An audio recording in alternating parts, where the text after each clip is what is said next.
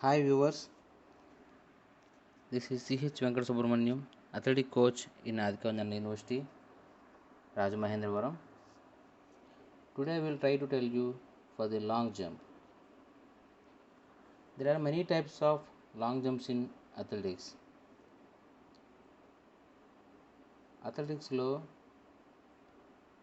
Jumps 4 రకాలు ఉంటాయి. అందులో ఒకటి long jump, triple jump, high jump and pole vault. ఈరోజు నేను మీకు లాంగ్ జంప్ కోసం చెప్పే ప్రయత్నం చేస్తాను.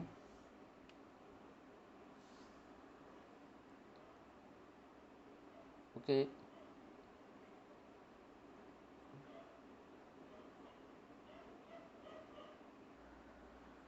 now let us learn the history of long jump and also measurements, skills and rules.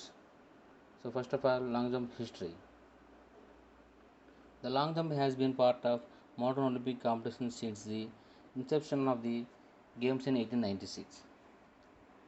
In 1914, Dr. Harry Eaton Stewart recommended the running broad jump as a standardized track and field event for women. 1896లో ఈ long jump అనే event ఒలింపిక్స్లో ప్రారంభించబడింది. అదే 1914లోనే ఈ long jump అనే క్రీడని మహిళలకు పరిచయం చేయాల్సిందిగా అప్పటి డాక్టర్ హ్యారీ ఈటన్ స్టీవర్ట్ అప్పుడు రికమెండ్ చేశాడు. Okay, however it was not until 1948 that the women long jump was added to the Olympic athletics program. 1914లోనే హ్యారీ ఈటన్ స్టీవర్ట్ అనే అతను రికమెండ్ చేసినప్పటికీ ఈ లాంగ్ జంప్ అనే క్రీడను మాత్రం ఒలింపిక్స్లో 1948 ఒలింపిక్స్లోనే దీన్ని ప్రవేశపెట్టడం జరిగింది. అప్పటి వరకు కూడా మహిళలకి ఈ లాంగ్ జంప్లో ప్రవేశం లేదు అని మనకి తెలుస్తుంది. Okay, the long jump sports can be divided into 4 parts. 1. Approach, takeoff, flight and last is landing. Long jump అనే క్రీడను మనం నేర్చుకోవాలనుకుంటే ఇందులో ముఖ్యంగా స్కిల్స్ 4 ఉపయోగించాల్సి ఉంటుంది. ఇందులో first approach and takeoff, flight and landing. Approach is the length of the approach is usually consistent distance for an athlete. Approach can vary between 12 and 19 strides on the novice and intermediate levels, while at the elite level they are closer to between 20 and 22 strides. Intermediate స్థాయిలో అప్పుడే నేర్చుకున్నటువంటి learners ఎవరైతే ఉంటారో ఈ strides అనేవి ఎక్కువగా 12 నుంచి 19 strides మాత్రమే వేయగలరు ఈ అప్రోచ్కి అనే దాంట్లో. ఇందులో బాగా ఆరితేరిన వాళ్ళు, బాగా చాతుర్యం ఎక్కువ కలిగిన వాళ్ళు, ఎక్కువగా ప్రాక్టీస్ చేసిన వాళ్ళు ఎవరైతే నేషనల్స్ అండ్ ఇంటర్నేషనల్ స్పోర్ట్స్ ఎవరైతే ఉంటారో ఈ స్ట్రైడ్స్ అనేది వాళ్ళు ఉపయోగించే తీరు 20 నుంచి 22 స్ట్రైడ్స్ ఉపయోగిస్తారు. ఇది కూడా కేవలం అనుభవం బట్టే ఇవన్నీ కూడా వస్తాయనేది నిర్ధారణ కూడా అయ్యింది. The exact distance and number of strides in an approach depends on the jumper experience, sprinting techniques and conditioning level. ఈ స్ట్రైడ్స్ అనేవి ఎక్కువగా ఆ క్రీడాకారుడు ఒక ఎక్స్పీరియన్స్ బట్టి ఆధారపడి ఉంటుంది. అతను ఉపయోగించే టెక్నిక్ని బట్టి, అతని యొక్క బాడీ కండిషన్ లెవెల్ని బట్టి ఈ స్ట్రైడ్స్ అనేది అప్రోచ్ అనేది బాగా ప్రదర్శించడానికి వీలుంటుంది. అప్పుడే నేర్చుకున్న కుర్రవాడు కానీ ఎవరైతే ఉంటారో ఇది స్ట్రైడ్స్ అనేవి వేయడం చాలా కష్టం అవుతుంది. అతను బాగా స్ట్రైడ్స్ వేసినప్పుడే ఈ అప్రోచ్ అనేది బాగా ప్రదర్శించబడుతుంది. The consistency in the approach is important as it is the comparator of Objective to get as close to the front of the takeoff board as possible without crossing the line with any part of the foot. You all know that ఎవరైతే ఈ cross బార్ని ఈ యొక్క take up బోర్డ్ని ఎవరైతే cross చేస్తారో వాళ్ళని ఒక foul కింద పరిగణించబడతారని మీ అందరికీ తెలిసిన విషయం ఇది. Okay, the inconsistent approach are a common problem in the event. As a result, the approach is usually practiced by athlete about 6 to 8 times per jumping session. ఈ అప్రోచ్ అనేది మనం ఖచ్చితంగా బాగా వెయ్యాలని ఉంటే కనుక ఆ జంపింగ్ స్టార్ట్ అయ్యేటప్పుడు ఖచ్చితంగా ముందు మనం 6 to 8 టైమ్స్ కంపల్సరీగా మనం చెక్ చేసుకునే ఈ జంపింగ్ అనేది పార్టిసిపేట్ చేయాల్సి ఉంటుంది. లేకుంటే ఎప్పుడైతే మనం ఫుట్ తేడా వస్తుందో అప్పుడు మనకి ఈ అప్రోచ్ రన్లో తేడా వస్తుంది. ఎప్పుడైతే ఫుట్ తేడా పడుతుందో ఆ స్టాప్ బోర్డ్ని మనం క్రాస్ చేయడానికి అవకాశం ఉంటుంది. ఎప్పుడైతే క్రాస్ చేస్తామో అప్పుడు ఫౌల్గా పరిగణించబడతారు. సో ఎప్పుడైనా సరే మన జంపింగ్ ఈవెంట్లో పాల్గొనే ముందు 6 to 8 టైమ్స్ కంపల్సరీగా మనం చెక్ చేసుకోవాలి. Okay, the last 2 strides. The objective of the last 2 strides is to prepare the body for takeoff while conserving as much speed as possible. మనం అప్రోచ్లో స్ట్రైడ్స్ వేసినప్పుడు స్టాప్ బోర్డ్కి లాస్ట్ 2 స్టెప్స్కి మధ్యన వ్యత్యాసం చాలా చిన్నదిగా ఉంటుంది. మన స్ట్రైడ్స్ అయితే ఎప్పుడూ ఫాస్ట్గా పెద్దగా వేస్తాము. బట్ అయితే ఈ స్టాప్ బోర్డ్ దగ్గరికి వచ్చేటికి లాస్ట్ 2 సైడ్స్ కూడా little bit a small steps పడతా ఉంటవి. Okay, the penultimate stride is longer than the last strides. The competitor begins to lower his or her center of gravity to prepare the body for the vertical impulse. The final stride is shorter because the body is beginning to raise the center of gravity in preparation for takeoff. మీ అందరికీ తెలిసిన విషయమే. ఎప్పుడైతే takeoff board దగ్గరికి మనం వస్తామో అప్పుడు మన యొక్క jump, vertical jump ఎలా ఉంటుంది, గ్రావిటీ లెవెల్ ఎన్ని చూసుకుంటే మన బాడీ యొక్క జంపు అన్నీ కూడా ఇక్కడ ఒకసారిగా టేకాఫ్ బోర్డు దగ్గరికి వస్తులకి అది ఎగిరేందుకు మనం సిద్ధంగా ఉండి మనం ఒక లెగ్ని అక్కడ టచ్ చేసి టేకాఫ్ బోర్డు మీద వెర్టికల్ పొజిషన్లో మనం బాడీని రేజ్ చేస్తూ హిప్ని రేజ్ చేస్తూ పైకి లేస్తాం. So the final stride is shorter because the body is beginning to rise the centre of gravity in preparation for takeoff. మనం ఎప్పుడైతే టేకాఫ్ పొజిషన్కి వస్తామో అప్పుడు ఆ షార్ట్ అంటే చిన్న అడుగు, అంటే మన స్టార్టింగ్ నుంచి ఈ 40 మీటర్స్ ఉండేటువంటి ఈ బోర్డు అయితే లెంత్ ఎంత ఉంటుందో లాస్ట్ ఎప్పుడైతే మనం టేకాఫ్ తీసుకునే 2 అడుగులు చిన్నవిగా పడతాయి. అవి ఎప్పుడైతే చిన్నవిగా పడతాయో అప్పుడే మనం టేకాఫ్కు సిద్ధంగా ఉన్నట్టు ఆ యొక్క సూచిస్తుంది అన్నమాట. Okay, the last 2 strides are extremely important because they determine the velocity with which the competitor will enter the jump. ఎప్పుడైతే ఆ 2 స్ట్రైడ్స్ కరెక్ట్గా వేసి తను ఈ టేకప్ బోర్డు దగ్గర కరెక్ట్గా వచ్చి తను ఎప్పుడైతే కరెక్ట్గా పొజిషన్కి వస్తాడో అప్పుడే ఈ జంప్ అనేది కరెక్ట్గా ఉంటుందని మనం తెలుసుకోవచ్చు. Okay, next takeoff. The objective of the takeoff is to create a vertical impulse to the athlete's center of gravity while maintaining balance and control. Takeoff board వచ్చినప్పటికీ ఎవరైతే అథ్లెట్ తను లెగ్ను పుష్ చేసి వెర్టికల్ జంప్కి సిద్ధమవుతాడో అప్పుడు టేకాఫ్ వచ్చిన వస్తువులకి కరెక్ట్గా gravity అన్నీ కూడా సమానంగా కంట్రోల్గా, బాడీ వెయిట్ అన్నీ కూడా కంట్రోల్గా ఉండాలి. This phase is one of the most technical part of the long jump. ఆ టేకప్ బోర్డ్ దగ్గర జంప్ పుష్ చేయడం, ఆ లెగ్ని పుష్ చేయడం, ఏ మన పవర్ లెగ్ ఏదైతే ఉందో ఆ లెగ్ని అక్కడ పుష్ చేయడం అనేది ఒక టెక్నికల్గా అది మనం చేయాల్సిన అంశం. అంతేగాని మనం 40 మీటర్స్ కూడా పరిగెట్టుకుని వచ్చేసి అక్కడ నుంచి దూకేయడం అనేది అది ఎవరైనా చేస్తారు. కానీ ఎవరైతే టెక్నికల్గా అక్కడ లెగ్ని పుష్ చేసి బాడీని స్ట్రైట్గా బ్యాలెన్స్గా ఉంచి చేస్తారో వాళ్ళే ఈ యొక్క జంపులు కరెక్ట్గా విజయం సాధించగలరు.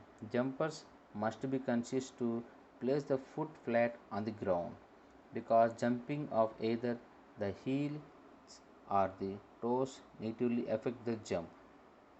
మనకు అందరికీ తెలిసిన విషయమే. టేకప్ బోర్డ్లో మనం ఎప్పుడైతే ఫుట్ని మనం బేస్ చేసి మనం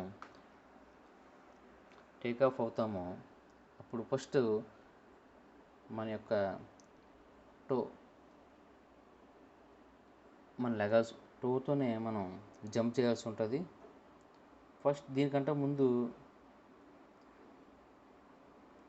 మన హీల్ ఏదైతే ఉందో ఆ హీల్ ఫస్ట్ టచ్ అయ్యేది ల్యాండ్ ఫస్ట్ హీల్ టచ్ అయిన తర్వాతే టోస్ మీద లేచి మనం జంప్ చేయాల్సి ఉంటుంది. Okay, taking off from the board heel first has a braking effect which decrease velocity and strains the joints. Jumping up the toes decreases stability, putting the leg at risk of buckling or collapsing from underneath the jumper. ఎప్పుడైతే మనం jump చేసి లేస్తామో అక్కడ మన యొక్క force ఉపయోగించి మనం ఈ యొక్క పవర్ లెగ్ని ఉపయోగించి ఎప్పుడైతే పుష్ చేసి లేస్తామో అక్కడే మన యొక్క ఈ యొక్క జంపర్కి ఈ లెగ్ జాయింట్స్ అనేవి కూడా సరిగ్గా వేయకపోతే కనుక మన అడుగు మనం ఎక్కడైతే తేడా వేసినా సరే అన్నీ కూడా రిస్క్లో పడిపోతాం అన్నమాట. మనం ఎప్పుడైతే అడుగు ఒక తేడా వేసి అటు ఇటు సైడ్ అయినా లెగ్ ట్విస్ట్ అయినా మనకి హై రిస్క్ ఉంటుంది. సో ఇక్కడే మనం టెక్నికల్గా ఉపయోగించి ఆ పవర్ లెగ్ని ఆ టోస్ మీద సరిగ్గా మనం తీసినప్పుడే ఫ్లైట్ జంప్ అనేది కరెక్ట్గా వస్తుంది. While concentrating on foot placement, the athlete must also work to maintain proper body position, keeping the torso upright and moving the hips forward and up to achieve the maximum distance from board contact to foot release. Foot మనం release చేసినప్పుడు కూడా ఇవన్నీ కూడా కరెక్ట్గా ఉండాలని మనం compulsory తెలుసుకోవాలి.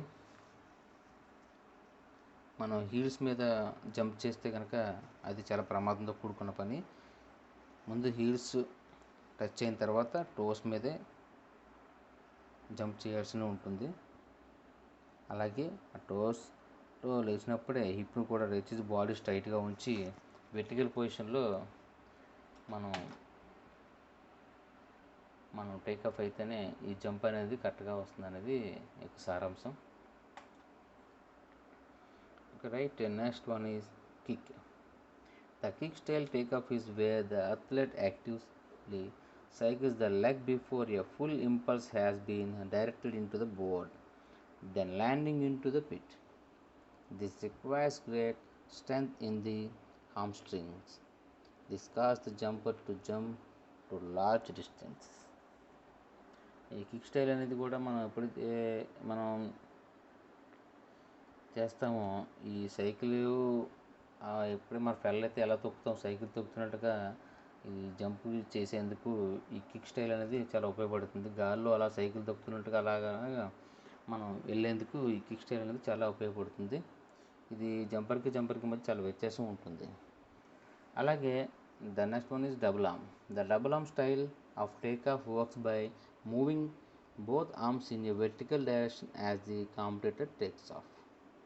This produces a high hip height and large vertical impulse.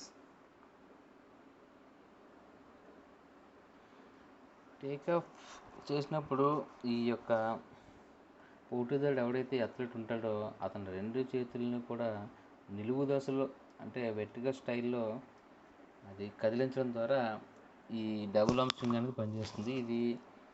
ఇది ఏంటంటే మన యొక్క హిప్ ఎత్తు మరియు ఒక వెర్టికల్ని అది ఎక్కువ పైకి ఎగిరేందుకు ఇది మన డబుల్ ఆర్మ్ స్వింగ్ అనేది చాలా ఉపయోగపడుతుంది. ఎప్పుడైతే మన చేతులు రెండు కూడా నిలువు దశలో పైకి దీన్ని ఉపయోగిస్తామో అప్పుడే మన యొక్క నడుము భాగం అన్నీ కూడా స్ట్రైట్గా పైకి లేచి గాలిలో వెళ్ళేందుకు ఇది మనకి సహాయపడుతుంది.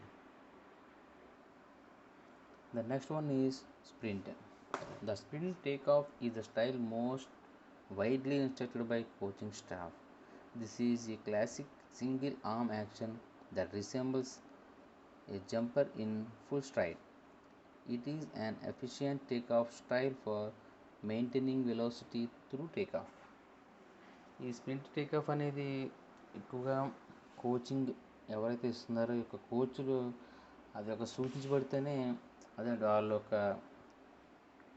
వాళ్ళు ఇన్స్ట్రక్ట్ చేసినప్పుడు ఇది మీకు చేయాల్సి ఉంటుంది. ఇది పూర్తిగాని ఇది యొక్క ఇది టేకాఫ్ చేసిన దాని యొక్క వేగాన్ని ఎక్కువ పెంచడానికి సమర్థంగా దాన్ని నిర్వహించడానికి టేకాఫ్లో ఈ స్ప్రింట్ అనేది బాగా ఉపయోగపడుతుంది. The next one is power sprint or bounding. The power sprint takeoff or bounding takeoff is one of the more common allied styles. Very similar to the sprint style, the body resembles a sprinter in full stride. However, there is one major difference. ఈ యొక్క power sprint అనేది లేదా ఒక bounding takeoff అనేది కూడా బాగా అనుభవజ్ఞులు దీంట్లో ఎక్కువగా ఎవరైతే ఇందులో ఈ లాంగ్ జంప్లు ఎక్కువగా దినచర్యగా తీసుకుని క్రీడగా ఎంచుకుని వాళ్ళు చేస్తూ ఉంటారో వాళ్ళకి సంబంధించింది ఇది ఎక్కువగాని ఈ స్ప్రింట్ టేకాఫ్ అనేది. ఇందులో ఇది చాలా పవర్ఫుల్గా ఉండే స్ప్రింట్లో ఇది ఒక భాగం. ఇది స్ప్రింటర్ కూడా ఇప్పుడు అన్లిమిటెడ్ స్ప్రింట్ 200 మీటర్ స్ప్రింట్స్ ఎవరైతే వేస్తారో వాళ్ళతో ఈక్వల్గా ఈ పవర్ స్ప్రింట్ బౌండింగ్ టేకాఫ్ అనేది వాళ్ళు మాత్రమే చేయగలరు. ఇది okay. The arm that pushes back on takeoff fully extends backward rather than remaining at the bent position. This additional extension increases the impulse at takeoff. టేకాఫ్లోకి నెట్టే చెయ్యి అంటే సపోజ్ మనం takeoff అయినప్పుడు just మనం కొంచెం వంగి చెయ్యిలు రెండు కూడా వెనక్కి నెడతాం. ల్యాండింగ్ అయ్యే పొజిషన్లో మనం రెండు చేతులను కూడా ముందుకు వంగి మనం వెనక్కి నెట్టి కాళ్ళను కూడా ముందుకు చాపి నెట్టాల్సి ఉంటుంది. ఈ యొక్క స్టైల్ ఇది టేకాఫ్ అవ్వడానికి ఇది బాగా ఉపయోగపడుతుంది. The correct style of takeoff will vary from athlete to athlete.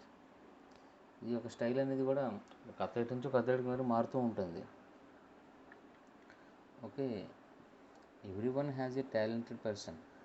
ఒక్క మనిషి ఒక్కొక్క టాలెంట్ ఉంటుంది. ఆ యొక్క టాలెంట్ని ఎవరైతే ఉపయోగించి ఉంటుందో ఆ యొక్క టాలెంట్ బట్టి ఆధారపడి ఉంటుంది.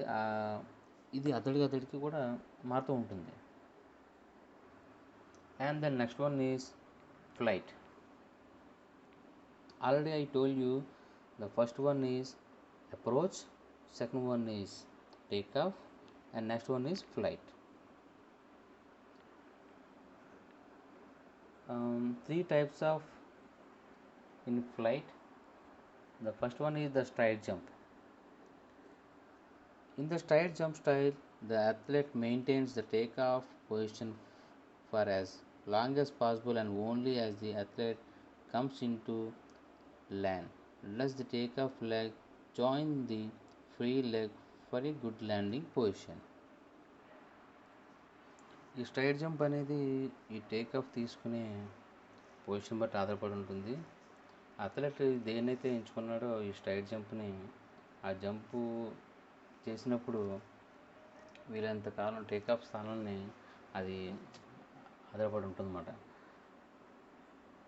టేక్ ఆఫ్ లెగ్ నుంచి ల్యాండింగ్ అయ్యేటప్పుడు ఈ రెండో అయితే కాలు ఫ్రీ లెగ్ కూడా ఈ పవర్ లెగ్తో పాటు ఈ ఫ్రీ లెగ్ కూడా రెండు కలిసి అప్పుడు ల్యాండింగ్కి ఇది జత చేసబడుతుంది. ఇది ఒక స్ట్రైట్ జంప్ యొక్క నిర్వచనం. The next one is hanging style. On takeoff, the athlete drops the free leg to the vertical, which is then joined by the takeoff leg. The arm go overhead to slow down the rotation about the athlete's center of gravity. The legs are then lifted upwards and forwards, which lower the trunk. The arms swing past the legs during the landing phase to ensure a good leg shoot. ఈ hang స్టైల్ని మనం చెప్పుకుంటే hanging style అంటే మీకు అందరికి తెలిసిన విషయమే. అది ఒక ఎవరైనా ఊరేసుకున్నప్పుడు హ్యాంగ్ చేసుకున్నప్పుడు ఎలా అయితే పొజిషన్లో ఉంటాడో వేలాడుతున్నట్టుగా తాడికి వేలాడుతున్నట్టుగా ఎలా ఉంటాడో ఆ పొజిషన్ మనం ఇక్కడ చూడొచ్చు. మిడిల్ పొజిషన్లో మీకు కనబడుతుంది కాబట్టి చెప్తాను. జస్ట్ ఇతను టేక్ ఆఫ్ చేసినప్పుడు తన ఫ్రీ లెగ్ని జస్ట్ ఫస్ట్ వదిలేస్తాడు, బ్యాక్ ఫ్రీగా వదిలేస్తాడు. ఫ్రీగా వదిలినప్పుడు బాడీ స్ట్రైట్గా పెట్టి ఈ వెర్టికల్ స్టైల్లో ఉంచుతాడు. లెగ్స్ని రెండు కూడా బ్యాక్ ఉంచి అలాగే రెండు చేతులు కూడా వెనక్కి పెట్టి అప్పుడు రెండు కూడా పుష్ చేసి ఈ ఎదరికి ఉరికేందుకు ఈ ల్యాండింగ్ పొజిషన్కి ముందుకు చేరుకుంటాడు. దీన్ని హ్యాంగింగ్ స్టైల్ అంటారు. ఈ హ్యాంగ్ స్టైల్లో చేతులు కాళ్ళు కూడా వెనక్కి నెట్టబడి బాడీ స్ట్రైట్గా ఉంటుంది. ల్యాండింగ్ అయ్యే టైంలో ఇతను ఆ రెండు చేతులను ఆ రెండు కాళ్ళను కూడా రెండింటిని ఎదరిని కూడా పుష్ చేసి ఒకసారిగా దూకుతాడు. దీన్నే హ్యాంగ్ స్టైల్ అంటారు. Okay, next one is which kick style. Following takeoff, the free leg is straight-handed and swung back and down as the takeoff leg folds up beneath the hips and comes forward bent. The takeoff leg then continues forward, straightening for landing. The free leg completes its backward swing behind the hip and then folds up and moves forward bent to join the takeoff leg already for landing. ఈ which kick స్టైల్లో take off leg ముడుచుకుని అదే just మడత పెట్టి ఉంటుంది. ఆ తర్వాత ఎప్పుడైతే హిప్ అండ్ బాడీ కూడా స్ట్రైట్ రేస్ చేసి ఎప్పుడైతే తను వెర్టికల్ జంప్లోకి వస్తాడో ఆటోమేటిక్గా ఫ్రీ లెగ్ కూడా తనకి యాడ్ అవుతుంది అన్నమాట. ఈ టైంలో ఎప్పుడైతే సైకిల్ మనం ఎలాగో పెడలైతే తొక్కి జస్ట్ అలాగా మనం ముందుగా కదులుతాము, ఇందులో కూడా అదే టెక్నిక్ కూడా లిటిల్ బిట్ యాడ్ అవుతూ ఉంటుంది. ఫ్రీ లెగ్ కూడా హిప్ దాని వెనకబడే అండ్ రెండు కూడా అన్నీ కలిపి వచ్చేస్తూ ఉంటాయి. ఆపై ముందుకు వంగి ల్యాండింగ్కి అతను రెడీ అవుతాడు. దీన్నే ద హిచ్ కిక్ స్టైల్ అంటారు. Okay, next one is types of landing. There are 3 types of landing in long jump. First one is collapse, and second one is scoop, and third one is side fall. Collapse style మీకు అందరికి తెలిసిన విషయమే. ఎప్పుడైతే take up board నుంచి swing అవుతూ డైరెక్ట్గా landing పొజిషన్కి వచ్చి ఒకసారిగా కుప్పకూలిపోతాడో దీన్ని కొలాప్స్ స్టైల్ అంటాము. ఇందులో ఎప్పుడైతే ల్యాండింగ్ అయిన పొజిషన్లో అతను ఒకసారిగా మోచేతులు మోకాలు కూడా అన్నీ ఒకసారిగా ల్యాండ్ అయిపోయి ఒకసారిగా దాని యొక్క జంప్ని పూర్తి చేస్తాడు. దీన్ని కొలాప్స్ స్టైల్ అంటారు. ఓకే, నెక్స్ట్ వన్ ఈ స్కూప్ స్టైల్. స్కూప్ స్టైల్ అనేది మనం గరిటె మాదిరిగా అంటే మనం తినే స్పూన్ ఎలాగైతే ఉంటుందో తన ల్యాండింగ్ అయినప్పుడు ఒకసారిగా గాల్లోంచి ఎగురుకుంటూ వచ్చి ల్యాండ్ అయిన వెంటనే తను ముందుకి జంప్ చేస్తాడు. ల్యాండింగ్ అయిన వెంటనే మళ్ళీ నెక్స్ట్ లిటిల్ బిట్ జంప్ చేసి తన ల్యాండింగ్ని ఫినిష్ చేస్తాడు జంప్ని. దీన్ని స్కూప్ స్టైల్ అంటారు. దాని next one is side fall. Side fall అంటే ల్యాండింగ్ అయిన తర్వాత అతను యొక్క పొజిషన్ బట్టి right or left side fall అవడమే, ఏదో ఒక పక్కకి ఒరిగి పడిపోవడమే దీన్ని సైడ్ ఫాల్ అంటారు. ముఖ్యంగా అందరూ కూడా చేసేది స్కూప్ ఆర్ కొలాప్స్ పొజిషన్, సాధారణంగా ల్యాండింగ్ అయితే స్టైల్ ఉపయోగించేది. ఓకే, ఇప్పటివరకు మనం జంప్స్ సంబంధించినటువంటి వివరాలు మనం తెలుసుకున్నాం. అసలు ఇందులో లాంగ్ జంప్ అసలు రికార్డ్ మెన్ అండ్ ఉమెన్ ఒలింపిక్స్లో వరల్డ్ రికార్డ్ ఎంతవరకు ఉన్నాయో మనం ఇప్పుడు తెలుసుకుందాం. Long jump record men and women and Olympic and world records. Men's record world Mike Powell 8.95 meters in 1991. ఈ మైక్ పవెల్ అనే అతను 8.95 meters 1991లో లాంగ్ జంప్ను ఫినిష్ చేశాడు. అలాగే ఒలింపిక్లో బాబ్ బీమౌన్ 8.90 రికార్డు 1968లో. ఈ బాబ్ బీమౌన్ అనే అతను ఒలింపిక్స్లో 8.90 meters లాంగ్ జంప్ చేసినట్టు ఒలింపిక్ రికార్డు ఇప్పటికీ ఉంది. అలాగే women's record world Galina Chistyakova 7.52 meters in 1988. ఒలింపిక్ Jackie Joyner 7.40 meters in 1988. Okay, ఇది రికార్డులు. ఇప్పుడు వరకు మనం లాంగ్ జంప్ యొక్క హిస్టరీ, అలాగే take off positions and approach and landing తెలుసుకున్నాం. అలాగే ఈ రికార్డులు కూడా మనం తెలుసుకున్నాం. మీకు నెక్స్ట్ క్లాస్లో కూడా ఈ లాంగ్ జంప్ సంబంధించినటువంటి rules and regulations and measurements చెప్పే ప్రయత్నం చేస్తాను. ఈ క్లాస్ మీకు ఎంతవరకు ఉపయోగపడుతుందని నేను అనుకుంటున్నాను, కొంతవరకు కూడా. Okay, thank you.